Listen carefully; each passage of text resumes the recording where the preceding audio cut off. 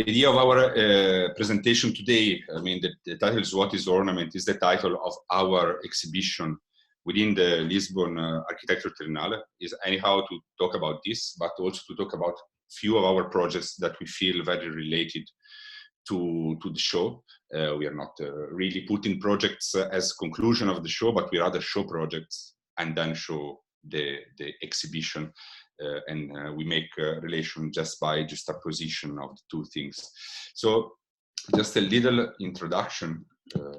Yeah, okay. This is maybe the picture where I prefer, because where I came out of the best somehow. Like so let's say this is we are an office which is made by Ambra Fabi and me, Giovanni Piovene. The office is based in Brussels and Milano, and we started in 2013, and we work on several, of many scales. So from design, you will see, to urban research. So we don't show it tonight. Even architectures, a couple of buildings we're doing at the moment. One is with on-site studio again, another is in Paris. We are not showing tonight. We don't have 2 hours, so we just compress a little bit, but we really work on different scales. With shared idea to try always to design platforms for the public, for public experience and narration to happen in the background that we design, talking about urban furniture on one side, or a building or a public space. So this is a bit what keeps all that we do together. I will start with the first project that we developed back in 2017 for, the pretext was the Chicago Biennial of Architecture, directed by Sharon Johnston and Mark Lee. Make New History was a biennale that was really investigating the relation of history, the reference, and the current production of architecture. And we came with a project which was a direct, in a certain way, a direct quotation of an existing project. So we decided to base our work on a project that was done in the 60s in Milan, which was becoming a booming metropolis at the time in post-war, and actually at that moment opened the first line of the Metropolitana, so the metro, the underground line. So you have to imagine an infrastructural project already there, and you have to imagine the city giving to architects and graphic designers this infrastructural project to dress. Because this project, done by Franco Albini, Franca Egg, and Bob Norda, which was the graphic designer of the group, is really a sort of dress of an infrastructural space. And if you see that in this image, which is actually the line 2, this is very present. The infrastructural engineer, the space of the engineer is clearly there. And the intervention of the architects is really this dress, which carries all the informations about the station, the way out, the name of the station, and the maps and everything. So this is how the project is done. And the project was done, this dress was made of pioneeristic materials like the Pirelli floor, which was developed especially for this project, or the Silipol, which you see on the left, which is a kind of silicate concrete which contains all very different circular stains on the concrete, on a color concrete, which is very, very peculiar, really looks like a textile. And we decided to work with this existing material, very present in the city of Milano, an urban project for the city. And we, as a first step, we did a sort of photographic safari of all the metro station we could do in unofficially, because we really risked to get arrested because it was very complicated to do this. You can imagine. So we started with this. This is Giovanna Silva, the photographer who did all this set of photographs, in order to understand all the peculiarities of the different stations of the materials. In order to produce, our idea was to take those materials that were used, combined in the different stations, to extract these materials and to transform each material into one monomateric furniture piece. So a screen, a shield, a set of tables, a lamp, and a cabinet. So to go more into details, I mean, this is like these silipol boards are present in many certain number of the station of Milano, and we transformed them into a table. We went to the same company still producing this material.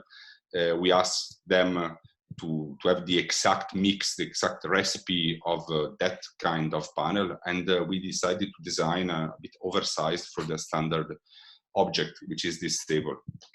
We selected the other two kind of silipol present in the different stations, 2, 3, it depends. They're always combination of the same element at the end. And we designed other two objects, like a sort of coffee table and a stool, again in concrete, in this stained silicate concrete that I was talking about before.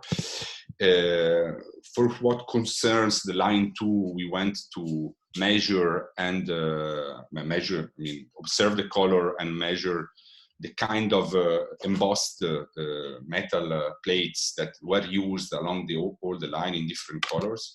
We chose one color and we made a screen, paravent in French. Last, we chose a specific metal plate that was used especially in one of the stations of Milano, which was a kind of more recent project because this station was attacked by a bomber during not so long ago actually, and was redone like this. And we found this I would say this material, this plate, very interesting for us. We said we have to make a cabinet out of this, and we transformed them into a cabinet.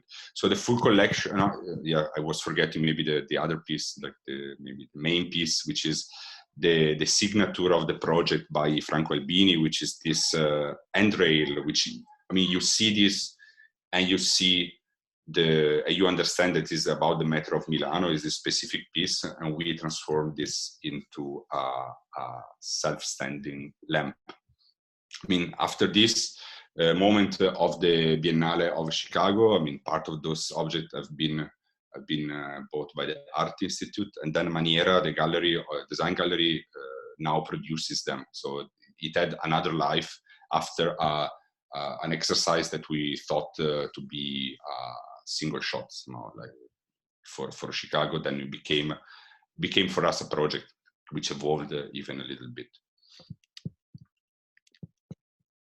And this is the full collection of all of them together with a Productora project on the right. These were exposed at the Salone del Mobile in Milan.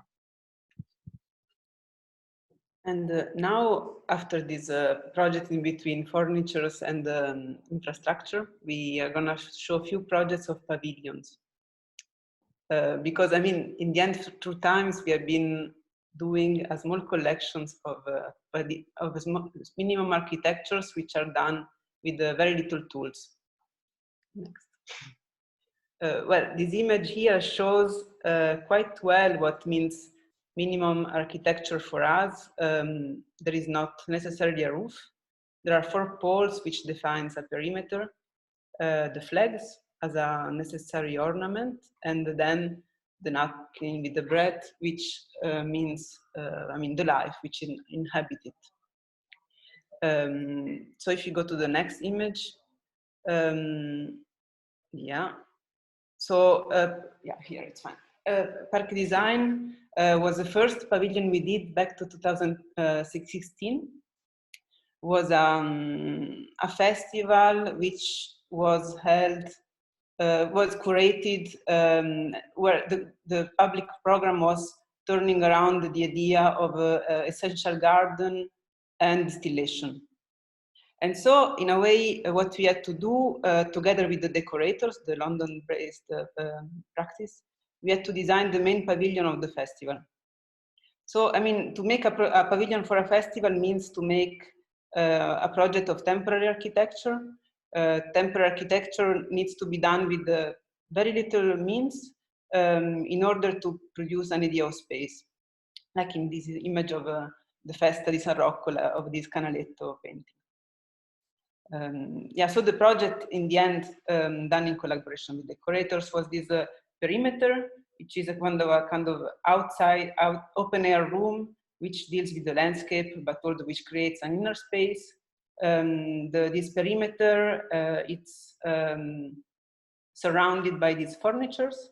These furnitures are, in a way, the programs which host the different programs for the festival. So I cannot really point, but let's say the distillery on the left tower, the triangular room is the seed library, and the rectangular piece is the bar. And then a roof, a canopy, a fabric roof could open and close and adapt to the different conditions, meteorological condition, and to the different activities of the festival. So during the night, the furniture would be completely closed, and during the day, this furniture would open up and reveal other objects which would be scattered around to populate the space and to host and to become support for the different activities of the festival. So there is this, I mean, and so also the fabric would become in the night, for instance, a light filter to enlighten the theater of the space. So here you see the distillery tower, which became the symbol and the landmark of the festival. Below you see we should go back. Below you see the distillation, the chemical items of the distillation laboratory, and above you see the drying platform of it. So there would be an object which would lift, and then the plants would be able to dry before to be transformed. And then so in the next two images, you see the way this pavilion was occupied during the whole summer with workshops and cultural activities. And then the roof would become really the support would become really the element which would allow to get the space covered and uncovered. So if you go to the next. Yeah, and here the pavilion was facing an urban garden, which was actually having the plants which were the base for this distillation to happen. A garden which is nowadays still present in the city. So in a way, this festival worked very well, especially because the people which were not really used to imagine parks as public spaces discovered that this can be possible. And so the client, which is actually Bruxelles Environnement, a public institution which manage parks, asked us to design 5 kiosks, 5 pavilions, and to be placed in 5 different parks in Brussels. So what we did is a family of micro-architectures, a family of architectures which are the same, always the same, so they're always done with the same structure, the same kiosk, but always different because the module always changes to adapt to the site, and the color is always different. So starting from the previous one as a grandfather or a prototype of this kiosk, we developed a kiosk which could adapt to different contexts. So you see here in a rather more urban context, here in the middle of the grass, or in a kind of monumental space, in a monumental park, royal park. And then if you go to the next, yeah, and then you see that there is this kiosk, this object, and which is actually designed. I mean, what is interesting here that to do that you have to use very little materials, and so there is the structure, there is the color, and there is the fabric. And so maybe with just very little decisions, you have to be able to make architecture even done out of nothing. And so here, for instance, the decision was always to use a white in the kiosk, which would be the same white as the fabric, fabric, which, I mean, we couldn't choose the color of it, was a white fabric. And then a color which would be always the structure of the perimeter and the frame and the interior of the kiosk. If you go next. And so in a way, with very little means, for instance, the way you design the paneling of the kiosk, the way the frames are drawn, you try to make architecture. If you go to next.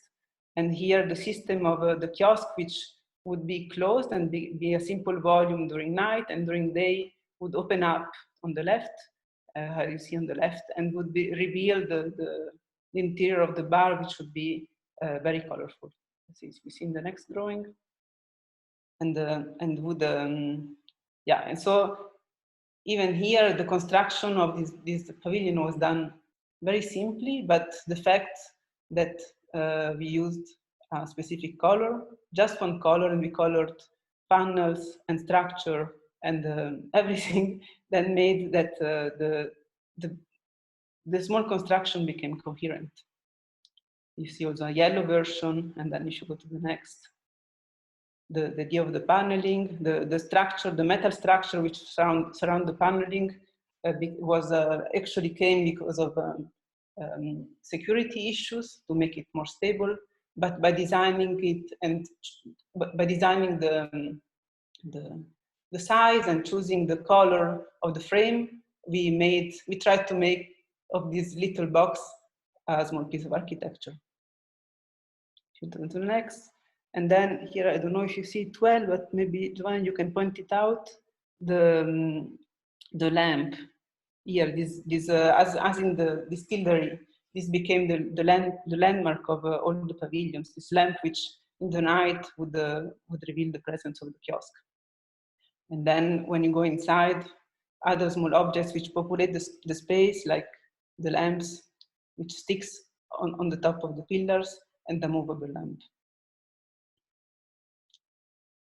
And this is a pavilion which we did last year in the context of BAP, the Biennale de l'Architecture et du Paysage in Versailles, in the context of the exhibition Augures, which was curated by Jamel Cluj. And we have been asked in this context to design the summer bar of the School of Architecture. So we had to design an architecture inside the courtyard of this building, which was already an historical building, but also especially without any kind of vegetation. So our first reaction was to bring some vegetation in. And so instead of designing a pavilion, to design a veranda, a kind of structure which allows greenery to grow on it, and where which makes shadows itself, and that where the roof is actually very is not fundamental.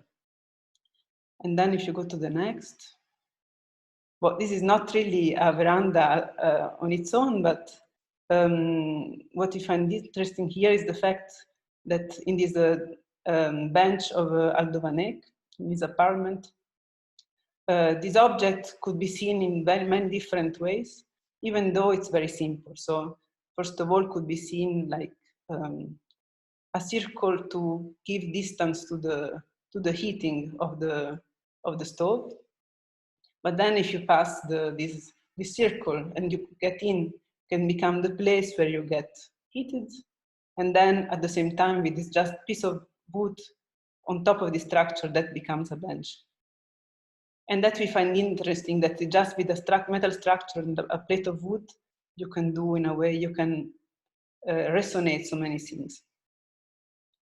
So in a way, the structure was this round structure which would make this perimeter. On top of the structure, there will be this roof, which would cover just one single part, the part which hosts the counter of the bar and the bar itself, which is a furniture, it's not a space. And then the perimeter would be able to actually host the space of the party. In a way, our idea was to make not only a veranda, a space where vegetation could grow, but especially to design the place where the parties of the architectural school could happen. And so during the day, that could become a place where you would take a fresh drink.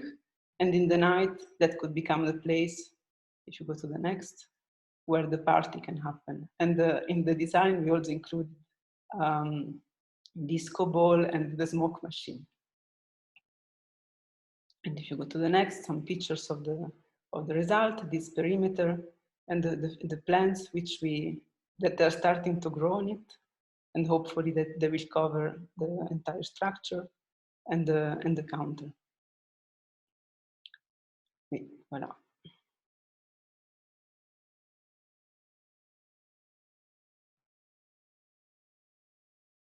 I muted myself before. Yeah, we decided to show, I mean, with the exhibition, which gives the title to the presentation, which is What is Ornament, which is an exhibition Ambra and I curated for the Lisbon Architecture Triennale 2019. Maybe it was already said by Eric Lapierre, but we were invited as a large team from the architectural school, French architectural school of Paris Est. We applied together. There were, I would say, we were 7, 8 people. Don't make me count now, but we were a lot, and we presented 5 possible exhibitions. The overall title of the Biennale, of the Triennale, sorry, was The Poetics of Reason. And every team attacked the problem in a different way. I mean, from the economy of means to the relation among architecture and agriculture to the investigation of the inner space. I mean, what all the cataloging, all the catalogs system that happens in the mind of the architect before the project starts. So more about organizational knowledge. We, according to our work, according to our profession, according to what we do, I mean, we decided to take the side of the ornament and to deal with this issue. Again, I mean, which is not new, it's not at all new. I mean, there are, as everybody knows, there are very famous essays. There are very famous essays that speak about ornament.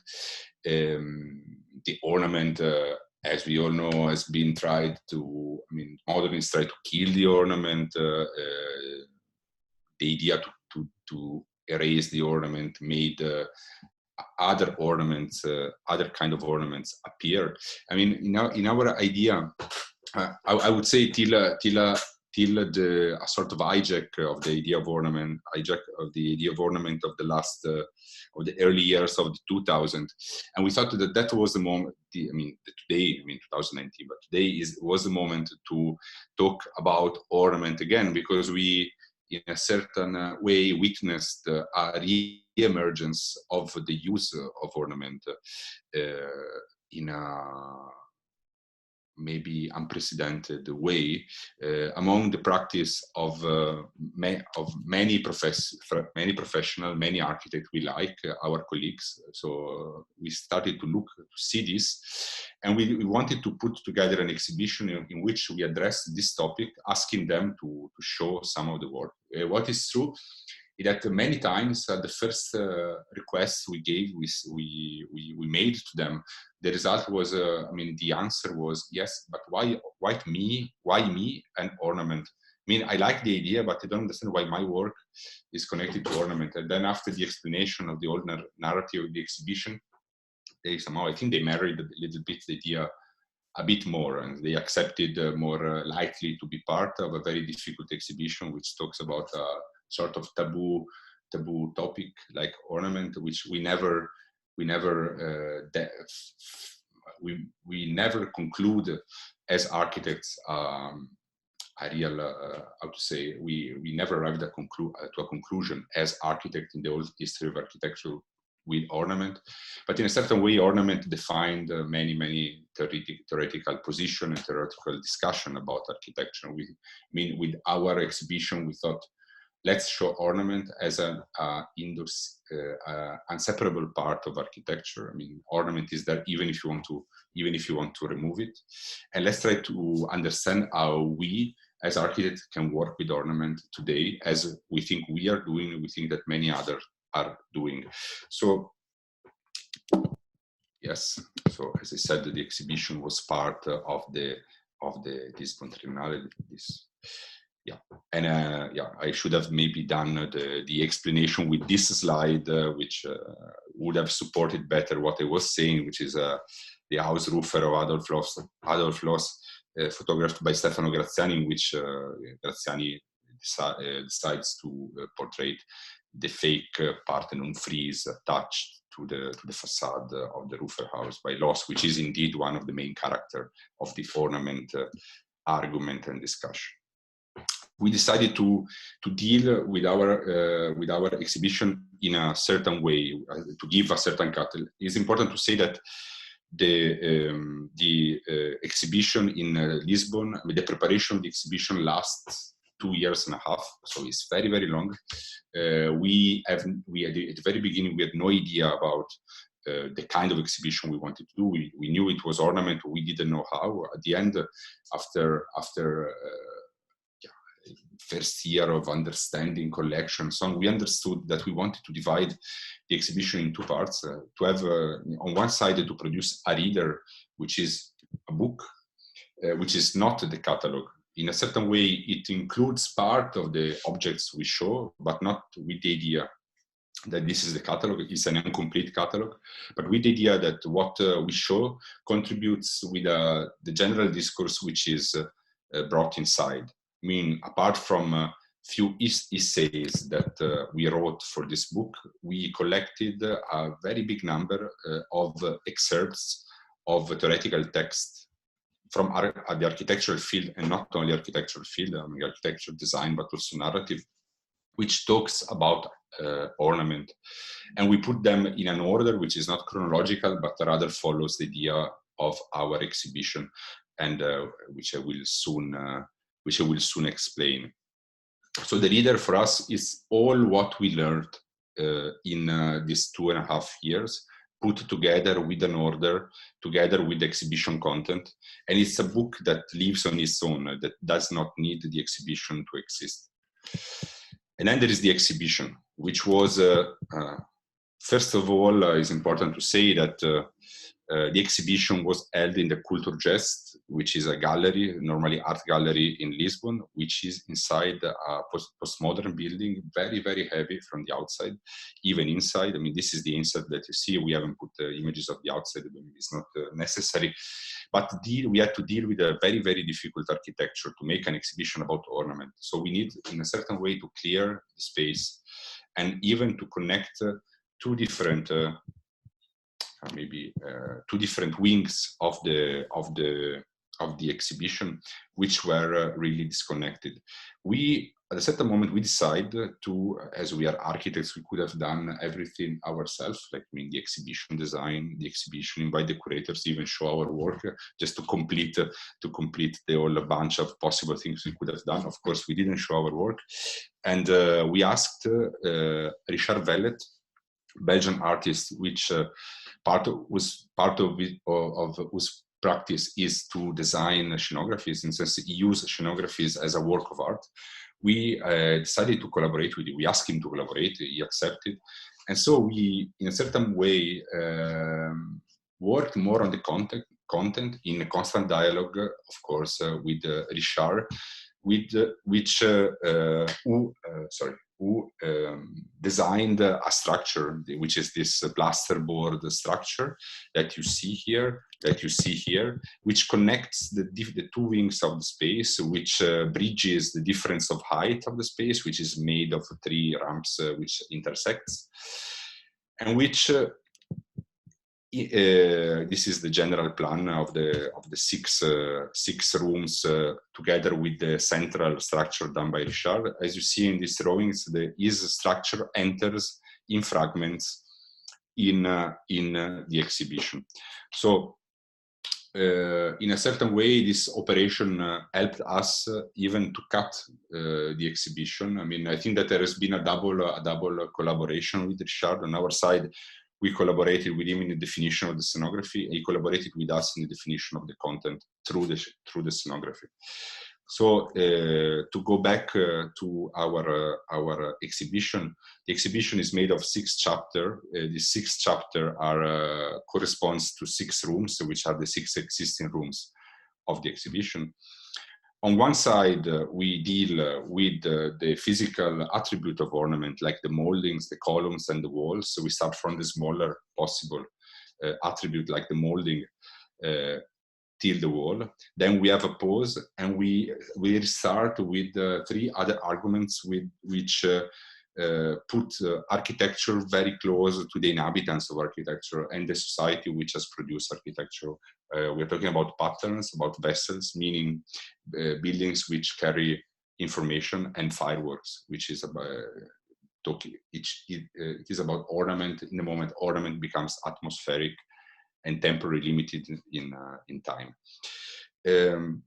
We had 2 very important, among one and the other wing of the exhibition, we had a very important point of departure, which is a work done by Franco Raggi, designer and architect based in Milano, which in '73 built this object, which is a tent, a temporary tent, which is on the textile. There is a temple which is painted on top, and in '73 he just did this project with at home with bed sheets, leftovers of his mother, and then he went to the countryside together with other people which were part of the Casabella board, like Mendini that you see here and there in the. I think you find here Mendini exactly. You saw him for a little moment. For us, the important is the ambivalence of this object of architecture, which is on one side a tent structure, and on the other side a temple. So the prototypic trilitic structure, and this ambivalence for us was a very interesting starting point for our show. And the second very important point was a movie that was produced by Aldo Rossi in '73 for the 15th Triennale of Milano. It was the introduction of the architectural section, which was directed by him, which is called Ornamento e Delitto, Ornament and Crime, of course, taking the title. It was kind of homage to Adolf Loos. And in this movie, which is made by a collection of scenes from 4 other movies, we have Senso by Visconti, Senilità by Bolognini, and then we have 2 by Fellini. We have 8 e mezzo, 8.5, and Roma by Fellini. He builds up with these scenes from the film, with stills taken from the exhibition he was presenting at Triennale, and with scenes he shot in the periphery of Milano. He built a narration which goes from Stonehenge, or from actually the very first moment is the Acropolis of Athens, which for us corresponds to the moldings, our first room, to the periphery of Rome, this ring motorway that goes around Rome, and all the population, all the objects, all the street objects and people which populates this motorway that you see around the Acropolis. Here there are some images that we have taken from some stills that we have taken from the movie. Maybe arrive to the last one where you see Rome like this, indeed. So for us, this was this Rossi film was the pause was driving the visitor from this first wing of the exhibition dedicated to the real constructive attributes of our ornament, to this part which was dealing with ornament, architecture, and society. So maybe the idea here today is to go very fast through this exhibition and through the different rooms, starting from moldings, maybe as the smallest possible particles of ornament, almost like ripples that we can find in the overall building form, which are, when they are carefully placed, they give rhythm to a facade, to a building, to a form. And we started with that. And we showed, you see the Stefano Gazzani picture I've seen before, and you see the Kingston School of Art semester directed by Taylor and Smith result. These studies on indeed pieces, parts of architecture done in cardboard at the end, almost like scenographic pieces of architecture. And for us, it was very important, together with other things that we don't see here, like there are even some exercise done at the AA, showing that there is in the schools there is an actual interest for this topic. We had then a cabinet, which is part of the scenography designed by Richard Vellet, which was almost as a cabinet of curiosities, was containing a big number of other objects, among which, I mean, there is something by on-site that you have seen for sure, among which I will show to you this work by Point Supreme, which is a frieze, which is a collection of materials, which is made of collected materials, and is a sort of condensation of how they do their architecture, in the sense how they did their Petralona building. This material is specific for a project they did, which is the Leopoli apartment. They did something which is not similar but related to that, which is a series of totem for the Chicago Biennial, which was indeed in that time related to the Petralona house they did, and we can find a big resonance among this collection of found materials and the plans, and how they design these plans. So for us, they did these two frieze from another project. And we show you also another project among really other 20, 30 objects. This is a model built by Bruter, which for us introduced the idea that building on another scale could be exploded ornament if thought on another scale. Of course, I'm missing among these two pieces a lot of objects, art pieces, design pieces that were building the whole argument of this cabinet of curiosities. Going to the second room, which was always introduced by an important sentence, which was anyhow taken from the reader.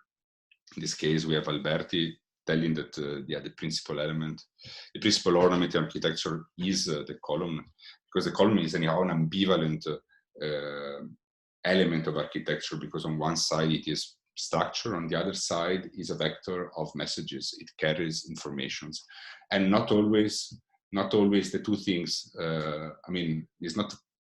Many times it's not extremely efficient to be structured, because it's a bit more. It has more elements of what they are needed. And it's not the perfect carrier of information, because it needs to support building. So I mean, it's a sort of ambiguous mix of these two different realms. Our room again collected a series of architectural piece. We had a architectural piece design object, and in this case we had the pictures. We had pictures too, which showed a sort of history of column from its vegetal origin to the nowadays the use of today use. We had a collection that you saw in the frieze in the previous image of columns in the history of architecture done by Yellow Office. That for us was really the frieze which stood on top of the room. We had this is an art piece by Kensuke Koike, which is made by marble columns, made by paper. Actually, it's marble paper columns, so very light columns, which they stand on their own.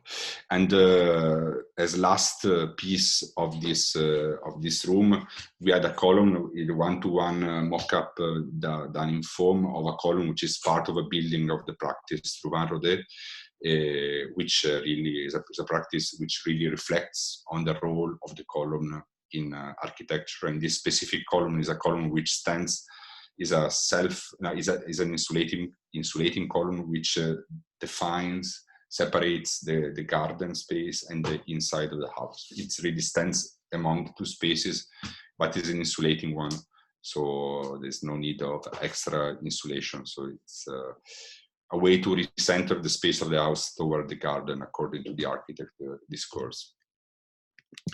To go to the last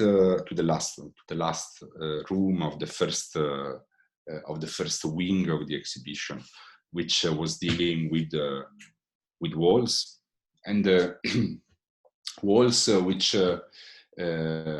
we ordered from the very, let's say we gave an order to these walls, from the very massive walls to the walls which express their construction, to walls when they are reduced to a coat of paint, textile and a coat of paint, knowing that there is always nowadays the issue of cladding. The cladding issue in this chapter is very important, because we can almost not avoid cladding nowadays, because our architecture technically is made of layers, and cladding is part of the game. And we were interested when cladding became a project rather than a consequence. We showed here many things, many projects. Among those, we have on the left the Jan de Velder project of cladding for a house. On the right is what we show are samples done by Francesca Torzo for the Z33 House for Contemporary Art in Hasselt, in which the project of the cladding is a project which mimics the Roman wall. To show this ambivalence among cladding and Roman wall, Francesca, more than the sample, designed for us a piece of textile. So she drew on a silk foil, very big, the drawing of the pattern of her wall.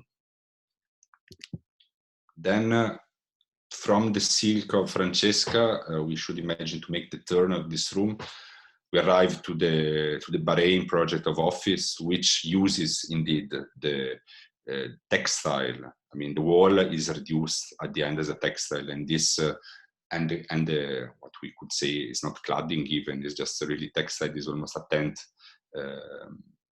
hanging from a structure. This coating, the skin, makes really the architecture. I mean, here we can really say the skin is a project. It's a big part, huge part of the project. I leave to Ambra the next three. So now we enter in the last three rooms, in the last three chapters. Is the moment of switch where from architecture, ornament as elements, as architectural elements, we go to ornament when becomes a source of communication, when architecture becomes a support of life.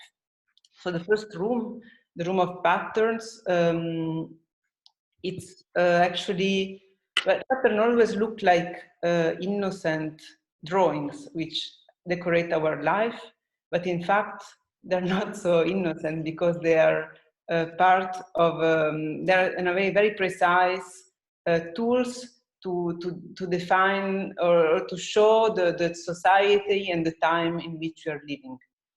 So for instance, in this room we decided to give voice to three researches. The first one, which I show here, is the artistic work of Simon Baudouin. He, as an artist, made a research in Hanoi, and the way the artisans in Hanoi, they, without knowing why, they always try to decorate the facades with geometrical shapes, and there is not really a kind of tradition of it, but the artisans do it without a real reason. They cannot explain why they do it. And so and at the same time, and the first work, if you go back, the result is a video which shows which classified different geometrical shapes, which are actually shown, they're on the facade. And the second work is a redrawing of the metal grids, which are always done in another way. Then the second work, which we show, is the work curated, it's a research curated by Priya, Kanchadani, and Sam Jacob, called Pattern as Politic. This work reconsider the research done by Owen Jones, The Grammar of Ornament, which on one side is an amazing collection of ornaments, showing, opening up knowledge of faraway communities. On the other side, it's a bit instrument of control upon the British Empire. And so their work is to invite a number of artists and architects, mainly or partly from these colonized countries, and ask to redefine a new grammar of ornament of our time. So on the left, you see the drawings of Owen Jones, and on the right, you see the result of this new ornament investigation. Then the last work of this room, I go quite quickly because we are running out of time, is the work studied by 2+P, a Roman office, architectural office, which explores the way the radicals, Italian radicals of the 70s and the 80s, through the collaboration with industries, they explore the neutral surface. So if you go on, for instance, this pattern was a pattern designed by Archizoom for a textile, and yeah, which then we made copies of the clothes which came out of it. And then the next image. So, and then through a big research, they made a big book in which they collected these different patterns done for laminates, textile, papers, done by Archizoom, Super Studio, Memphis, Alchemia, and so on and so on.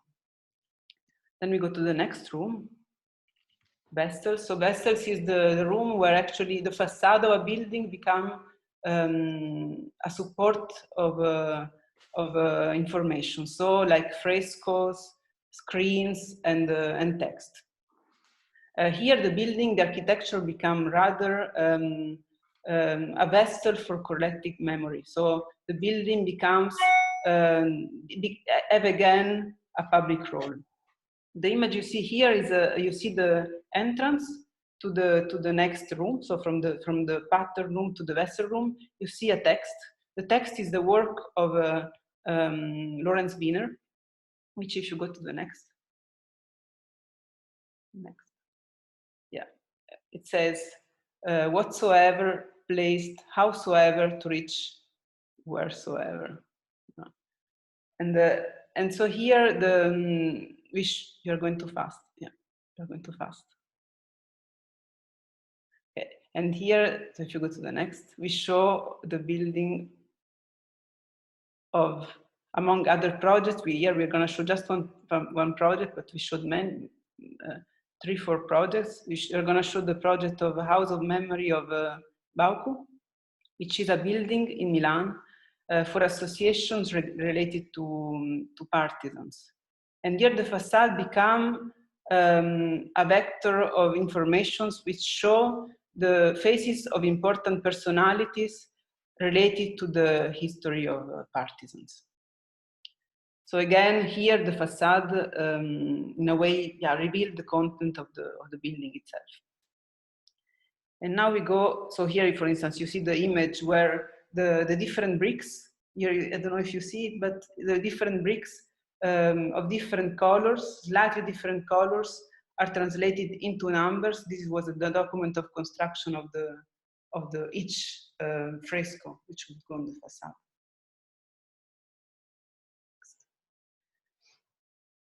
Next. So until now, we have been looking at ornament when related to architecture, but now we are trying to see what happens when ornament is related to the scale of the city. Actually, ornament, when it relates to the scale of the city, it loses its form. So it's not anymore formally understandable, but it becomes like it loses the form and becomes time. So for instance, it becomes like dust which permeates and invades the space. Maybe I could read very quickly here the quote of Allison and Peter Smithson's called Urban Decoration.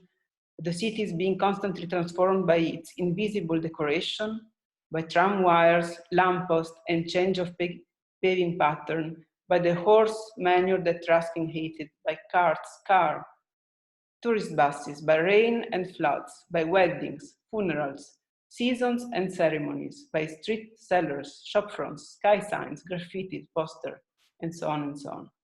By people's way of walking and dressing, and by what they are carrying. So everything which populates the space become actually ornament.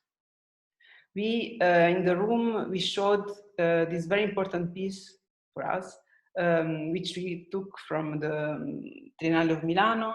It's a work and it's an exhibition that the Allison and Peter Smithson prepared in '68 for the Triennale, which never opened because it got occupied. And the exhibition was called Urban Decoration. And in the exhibition, they were talking about Florence and the way the objects, for instance, the dashbin would become the new ornament in front of the dome. They organized the exhibition in 3 parts. Ornament at the scale of the city could be seen as all the furnitures and the objects populated, but could also be seen as the rituals and the events. So ornament here becomes rather time, and then could be seen as the city at the scale of the landscape. The city could become a new ornament at the scale of the landscape. Is because they made a discourse about the highway, the new highway, which was running beside Florence and which could allow all of a sudden to everybody to look at the city from another angle. If you go to the next.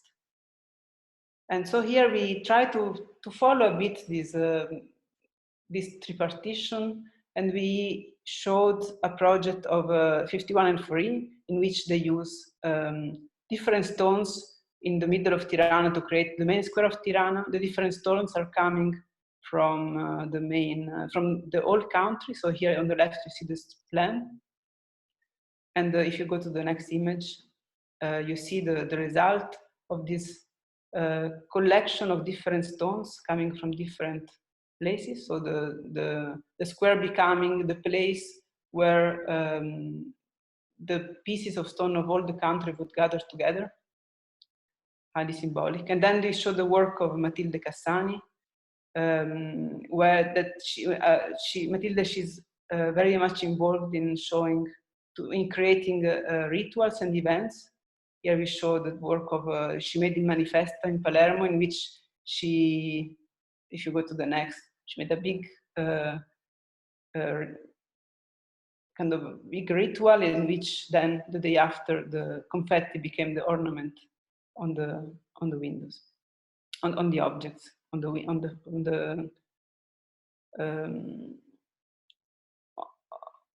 the fountain of the square. And then if you go to the next, we are almost like last slide. Here is the project of an event designed by Schumi for Parc de la Villette. It was a project of an event which would turn his conceptual idea of Parc de la Villette, which was already built, in a series of pyrotechnic drawings. So a pyrotechnic event becoming the explanation of an architectural concept. And then if you go to the next, the last image, this image of Stefano Graziani, which shows how a firework, very an ornament which lasts for a few seconds. Thanks. Ambra, thank you for the fantastic. Maybe if you stop sharing your screen for a bit, and then we can see you. Everyone, if you've got questions, pitch them in the chat box. Got a little while left. The time. I was rushing at the end. No, it's wonderful. I mean, I was intrigued. You made me think about. There's an essay by the Smithsons called "Staging the Possible," where they talk about the role of the temporary building in the history of modernism, and pointing to, I guess, things like the the Corbusier Pavilion at the 1925 Expo, or the Melnikov structure in the Paris Expo, and how these temporary structures have often served as a sort of rehearsal for an actual architecture which follows.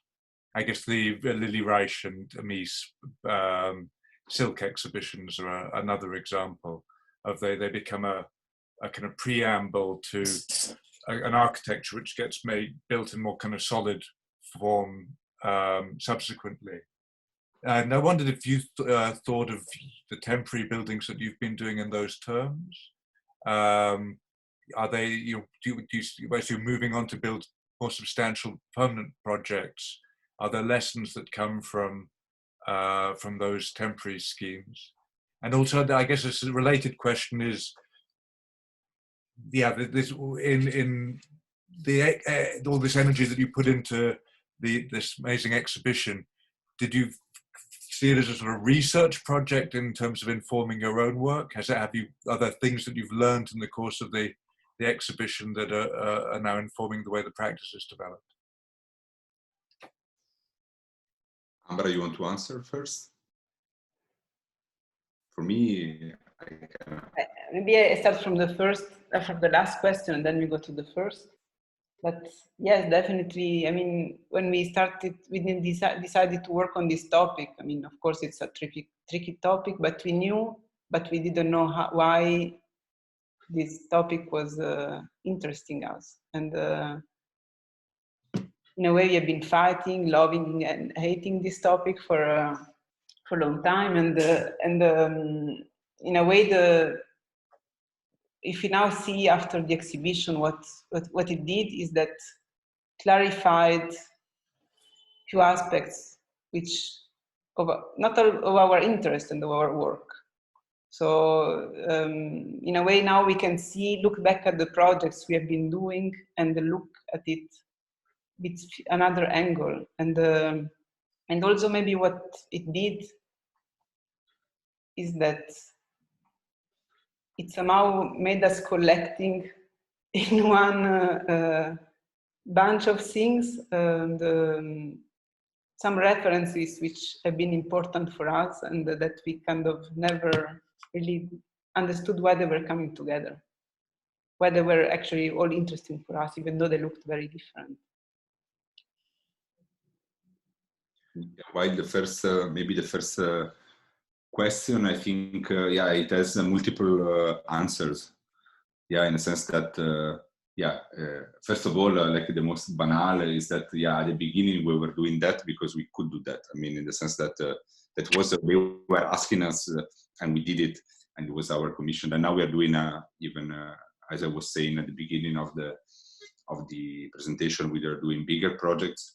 And I see that there is a relation. I think that there is a relation among what we did on a very small scale in Paris, in Versailles, and Brussels, and what we are doing on the large project. In fact, I don't know, I make an example, but the idea that at a certain point we need to understand what we need to this is part of the ornament exhibition too, but it is important for us to understand where to put the accent in a building. There is sometimes something missing that we need it, and this, I mean, there's, I don't know, in the Brussels hotel we are doing, for example, there will be an object normally that for us is the parallel of the Brussels lamp on top of the building, for example. And at the same time, it relates to the idea of this firework, of this idea of this last chapter of the room, in which we actually feel that we relate maybe the most to. Yeah. And I mean, then to put ourselves on the same plane of Le Corbusier, the Pavilion, and Mies, and so on, I find it a bit scary in the sense that I don't think that's the case, because we are talking about masterpieces and masters and like this. But yes, I think that there is a strong relationship among temporary architecture and permanent architecture, which at the end is not permanent. Even the permanent is also temporary. This is what it is, I mean.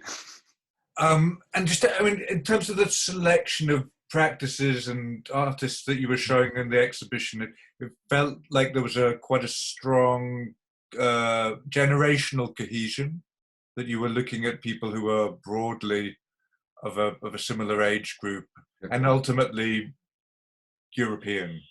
So there was a sort of, I mean, the one came away with a picture of a particular cultural moment, and yeah, I wonder if you could just say something about your observations of that of that phenomenon, that there's across Europe there's a kind of a constellation of practices that have emerged in the past 10, 15, 20 years perhaps, who share an interest in ornament in a very open-ended way. You know, however we might choose to define that. I mean, it seems that one thing that one could say about them all is that they're interested in making an architecture that's culturally situated, and therefore kind of maybe working with ornament is kind of a prerequisite of that. But perhaps could you say something about, how you made, why you decided that should be the focus, that particular group, and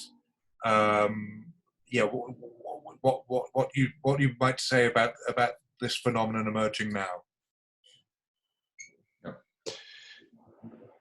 Ambra, you want to say, or I... As you want, you can start, or I can go on as you want. Yeah, no, it's true. I mean, I think that a nice thing to do now would be to, I mean, on a certain way, some Jacob did it. Part of the exhibition, it really went outside Europe, which I think was a fantastic move to do it. Was bringing in other culture relating, and I think that's a very good opening to what could be a sweet, next step of this exhibition, really to start to exit from this comfort zone and try to understand a bit more what is going on out of Europe. We on one side we dealt with a group, with a generation, which we are. Generation. I mean, we tried to include younger architects than us also. Like we wanted to have this, but also we dealt with older architects than us. So, but indeed, you can recognize a certain generation. You can recognize a certain group. Maybe the idea is that we could recognize in their practice. I mean, is what we saw as a shared and hidden discourse in their practice. So we could recognize there. I mean, because it's not that we didn't see, we didn't start to look to other direction, to other architects and so on. But at the end, of course, for many reasons, budget reasons and so on. I mean, there is a number of things that you can show in an exhibition, and we were till the last moment we were over quota. We had the double of pieces inside the exhibition. We had to cut in a constant exercise. We had to look for the most representative pieces to support our discourse. And at the end, the pieces that supported our discourse were the one coming from that generation and from that group. On the other side, generation-wise, we wanted to show what is done today. So with some exception, the Smithson, Aldo Rossi and Franco Raggi, which for us were a sort of fairs, were sort of lights to orient our exhibition.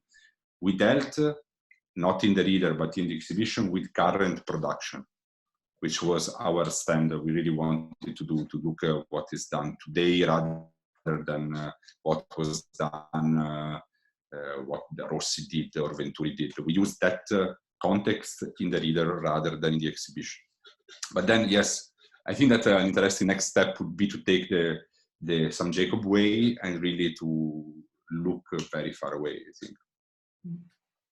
But in a way, what we can see that actually, I mean, of course, we are practitioner, and we, in a way, what came out is our context. It's our cultural context. It's our immediate context of sharing this culture. And of course, this has a kind of, it was maybe unconscious, but then it came out in the exhibition very much.